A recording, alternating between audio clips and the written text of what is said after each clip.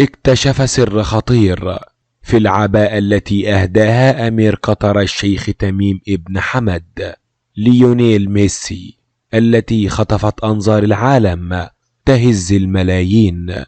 إليكم التفاصيل كاملة في هذا الفيديو، بس خلينا قبل ما نبدأ في المشاهدة ياريت ما تنساش إنك تصلي على النبي محمد عليه أفضل الصلاة والسلام.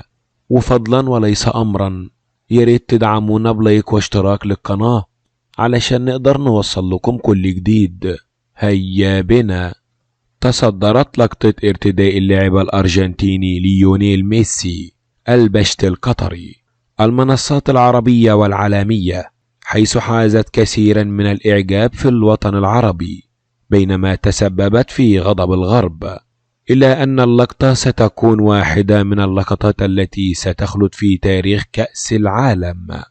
وكان أمير قطر الشيخ تميم ابن حمد قد ألبس قائد الأرجنتين الباشت، وهو لباس قطري تقليدي، قبل تسليمه كأس العالم، حيث شارك ميسي في مراسم التتويج وهو يرتديه، ولهذا أثار غضب الغرب تراسخ للثقافة العربية أم استغلال لميسي.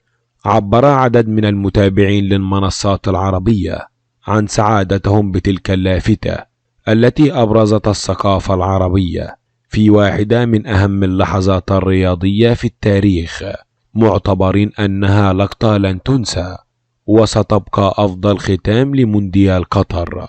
وأثارت اللقطة ليونيل ميسي بالبشت الكثير من الجدل في وسائل الإعلام الأوروبية، حيث وجهت وسائل إعلام غربية انتقادات بسبب ارتداء ميسي للزي القطري الذي أهداها له أمير دولة قطر الشيخ تميم تحت أنظار رئيس الاتحاد الدولي على منصة التتويج ببطولة كأس العالم، رغم ابتسامة ميسي وحماسه. بينما الانتقادات أبرزها كان من صحيفة ديلي ميل البريطانية، التي كتبت: اللحظة الأنانية من قطر، يجبرون ميسي على تغطية قميصه الشهير رقم 10 بارتداء عربي، أنها لحظة اللاعبين وليست لحظة المضايف. والبشت هو عبارة عن عباءة سوداء شفافة بأطراف ذهبية، ويعد من الأزياء التي يرتديها الرجل القطري والخليجي سواء في الأعياد الدينية أو في المناسبات الوطنية والرسمية. ويتراوح سعر البشت الجاهز في حدود 800 ريال قطري. وبكده يبقى انتهينا من هذا الفيديو، وفضلا وليس أمرا ياريت تدعمونا بلايك واشتراك للقناة علشان نقدر نوصل لكم كل جديد.